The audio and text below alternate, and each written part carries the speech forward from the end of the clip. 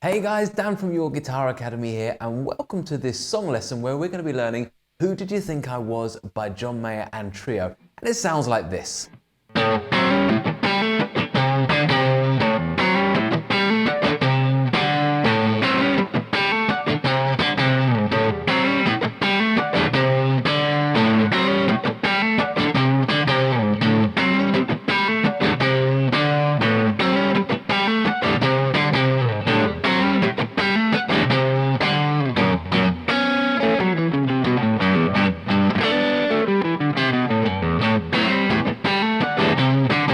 Okay, so there we have it, and we're going to be going through that whole thing, and essentially we've got the main riff, which is broken into two sections, and these really cool little chord and cage lead licks part, which we'll add in as well. Okay, so plenty to go through, and just before we get started, please remember that if you do love John Mayer and this is the sound that you want to be able to create, then we've got a full John Mayer player study absolutely free over on our website, and we'll put all the links in the video here and below. Also, please don't forget to like the video and subscribe to the channel, and make sure you comment below just to let us know how you're getting on with this track. Okay, so let's go through it. So essentially, to start with, we're basically playing over an A dominant 7th chord. That's where this all kind of kicks off. So I'm going to turn the tube screamer off for a second. We're playing over this A7 chord, okay?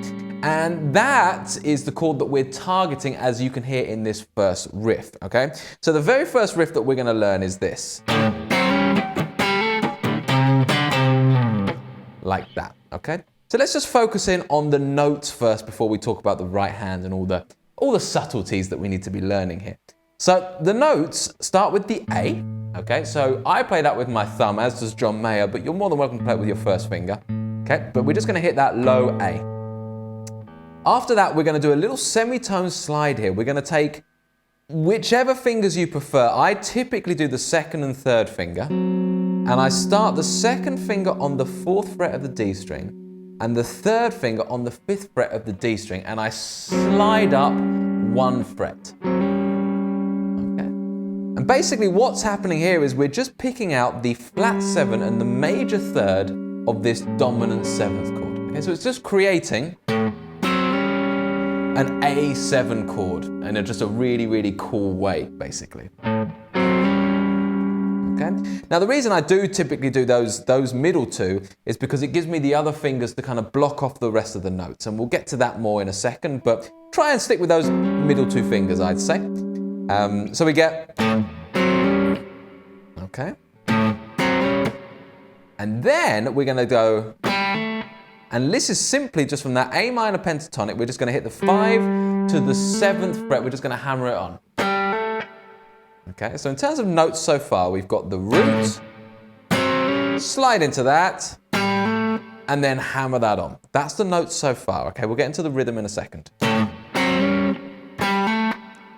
And then we're going to come down, remember this is all based around that A minor pentatonic shape. We're going to come down to the low 8th fret, okay, with the little finger. Then hit the D note on the 5th fret of the A string, and then back to that low. And with that little one there, if you're up for it, we can get a little kind of bluesy curl bend. Just a slight little touch there, just to bring it to life, okay? Remember, anytime you do a little bend like that, you need to make sure it doesn't go back. It doesn't want to go, it needs to just, as soon as you've hit it and it's changed sound a little bit, we stop the note dead. So the notes all together in that first part are this. And let's just do that again. Okay. So just to get the rhythm right, let's just pop the drum machine on and we'll put it at 70 BPM, okay? 16th notes like that. And then we'll try that just without any of the inflections, any of the fancy ghost note stuff, just the plain rhythm.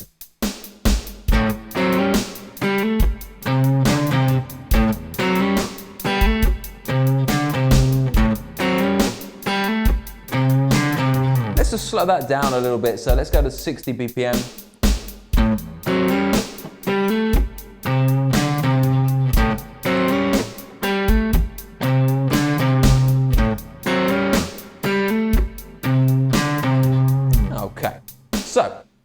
they're the notes for the first bit, and hopefully you guys are kind of relatively okay with that part of it. Now, we want to kind of beef this up a little bit and make it more like a rhythm. So we go from that to this. Okay, so the big thing that I'm doing here is a continuous 16th note strum with my right hand. Okay, so my right hand is almost strumming as if I was doing, you know, just like a normal rhythm pattern on a chord. Okay, that's how we get that big chunky vibe. It's just a massive sound. And it's kind of the same thing that someone like Stevie Ray Vaughan or John Frusciante would do to get a big tone out of the strings. So we want to start bringing it. If you just kind of block all the strings for a second with your left hand, we want to just start bringing in this sound.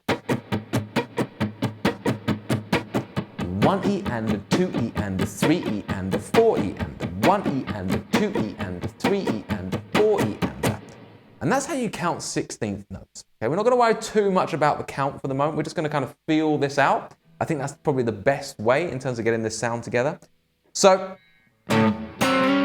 between those first two, it's going to be exactly as is, as we've done it before. So it's going to be down, down, and then that's a slide.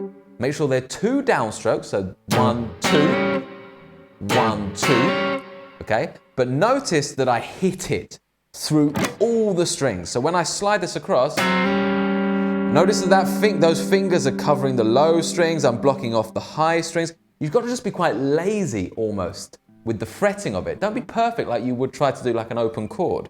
Really just get lazy with it. Let that wrist just drop. And try and hit 6 strings, but only hear the 2. Okay? And then we're going to get a down up, which is and which is just going to be dead notes.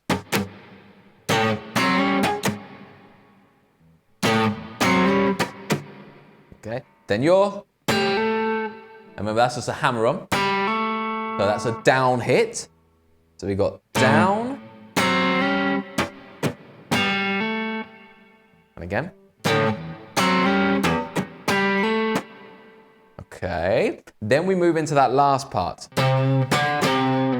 Okay, and that's just a down, down, up. Down, down, up. And again, notice with this hand that I'm really blocking off loads of those strings. I'm still hitting all 6 strings. Well, not all 6 strings. I'd say the top 3 or 4 strings, okay? But basically you need to be able to hit all 6 strings and know they're all blocked off. Okay, so you really just got to make sure you're adjusting those fingers so that they're just casually resting on the rest of the strings. That will take a bit of time. And typically, whenever you do this kind of style of playing, I would accept that you're going to get some, open string sounds when you first start doing that. Don't worry at all about that. Just gradually refine it. As you hear the open string, just maybe slightly adjust the finger. It's a bit of a process. I'd say it'll take a couple of weeks to really get together, even for an intermediate player. So we've got that. So down, down, up, down, down, up. Oh, sorry, down, down, up. So all together.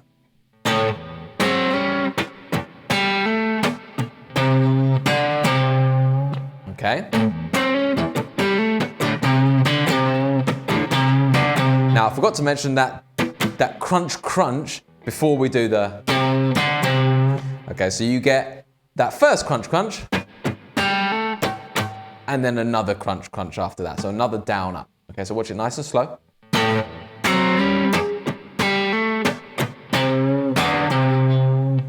Okay, so it's down, down, and then down up, hammer on, down up, down, down up.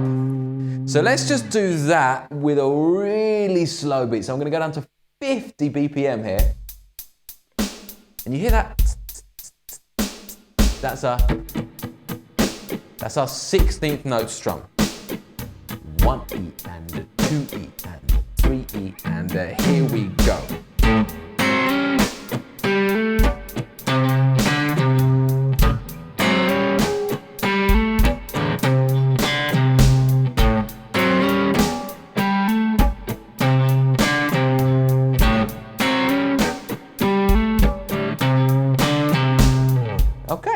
So that's the first bit to get together. I would pause it and just go over and over that until you feel like you're starting to really get that vibe, okay? Because then from there, the second half of the riff is relatively easy, okay? So I've just looped that first half, but actually there's a second part. So the second part is almost identical.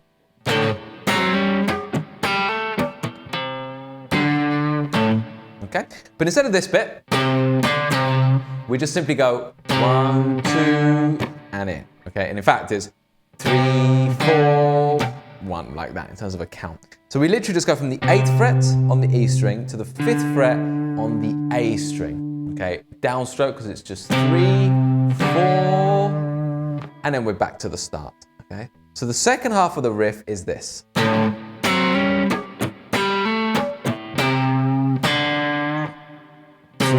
4, 1, 2, 3, 4, like that, okay?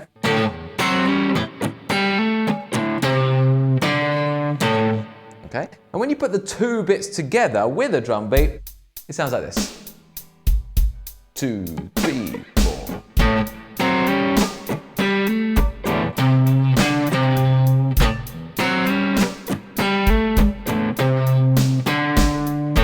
Okay, so there we have it. There's the first part of the riff. Now, hopefully you can kind of get that together. I'd say that's the toughest bit here, and especially bringing in that big chunky strumming sound. Just accept that it won't sound great. If that's the first time you've ever done that, just really relax on that for the moment. Just try and get the rhythm right against the kind of drum beat and make sure the notes are all in the right place. And then gradually just relax those hands on the fretboard. Okay, accept that you can just let them rest on the other strings. Okay, it's actually just, it's easier in some respects than really being able to fret every single note, okay, or make every note clear with the open strings.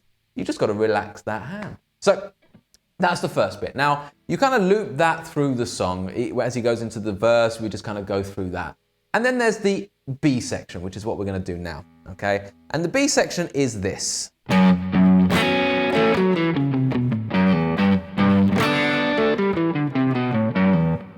Okay? So really what we're doing here is we're basically doing an F sharp minor chord to a G major chord. Okay? Now,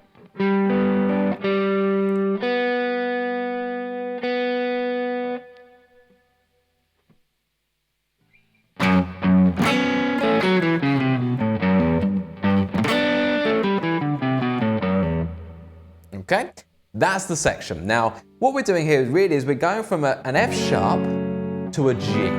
Simple as that. Okay, so it's like 1, 2, 3, 4, 1, 2, 3, and then back to the main riff. Which he does actually later on in the song when you hear it just hit the chords, he does just literally play those two chords. Okay, but for now we've got this really cool part. So what we're doing is we're taking the F sharp minor. So we're just going to start by doing the low F sharp twice, okay, again with the thumb, because we've got this John Mayer Hendrix-Esque style of playing here. And then we're going to grab this little run here, okay? And it's literally just the blues scale in F sharp minor, okay? So it's very much this Hendrix idea of like, when you're on the chord, you can just play the pentatonic that sits underneath that chord in that key. So F sharp minor, F sharp minor pentatonic. It's a really cool little way of playing. And if you do like that style of playing, that way of putting a cage chord with a pentatonic scale, then we've got a full course on that, which I will link to in the description and up here. Okay? Absolutely free. Easy. So, now then. We're literally going to go 1, 2, and then I'm going to grab my first finger against the second fret of the D and the G string. Sorry, G and the B string. And I'm going to hammer on the 4th fret of the G string, leaving the B string ringing. Like that. Okay. And then, after I've done that, that's quite a tricky little bit because you've got to get that kind of hammer on that bar, almost. Then I'm just going to go down the blues scale. With an open E string at the top. So literally just going 2nd fret, 4th fret, 2nd fret, 4th, 3rd, 2nd, 5th fret, 2nd fret, open E, like a little pickup note going into the next bit.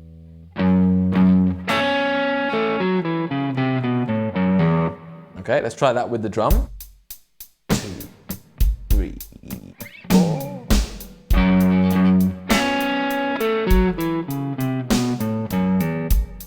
Again.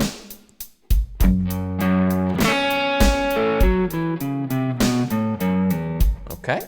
And then we do the similar thing, but now we move to a G major. Okay, so we're going to hit the G. So the third fret on the low E string. And then we're going to grab this bit.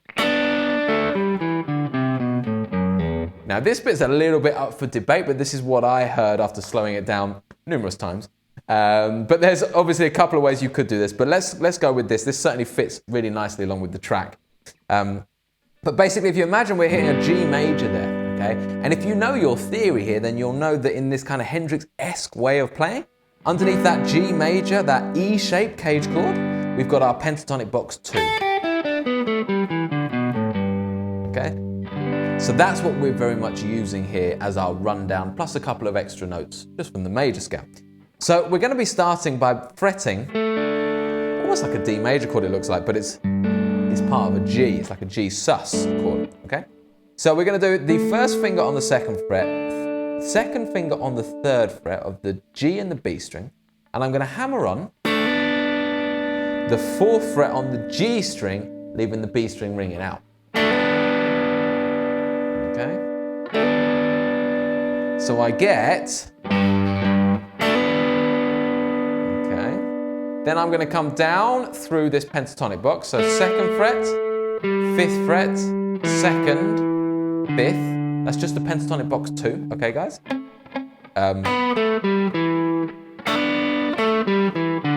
Then I'm going to do a little bit more of kind of like a full scale type thing where I'm going to go third fret, second fret, fifth fret, low F sharp, second fret, open E.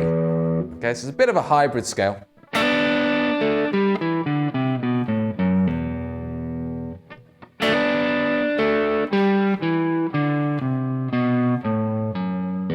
Now, where the debate is it could be the third fret there, or down there, but by the time it gets that low, it doesn't really matter as long as you're following the kind of pattern. Okay, so we're going to go with that, okay? So those two together with a drum beat sound a little something like this. 3, 4.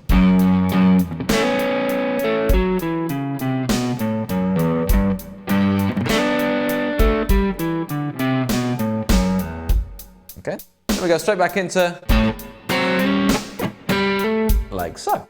Okay, so they're the two parts. So what I'll just do is I'm going to put the drum beat back up to something like 60 BPM, okay, and I'm going to play the main riff just a couple of times round into that bridge or that B section, and then back out into the riff. And essentially that's your song. As you then go through the track, you'll hear, you know, there's obviously a guitar solo, there's a couple of cool little licks in there as well. That's something we'll do in a whole nother video. The focus here is just that with those two bits, you can play through the entire song.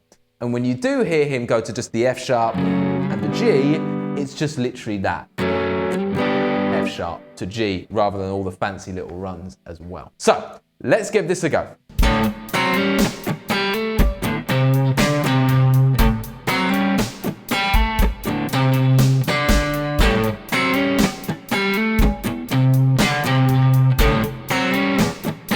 B section.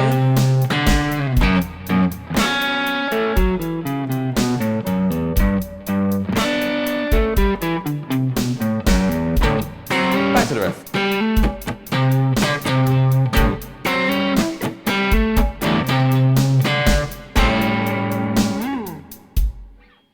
Okay, so there we have it, guys. I really hope you enjoyed that lesson. Remember, please do like and subscribe to the page if you enjoyed it. And remember, we've got that full John Mayer course absolutely free. If you want to play in this kind of John Mayer style, we'll go through it in great detail. That's it from me, guys. I'll see you in another video.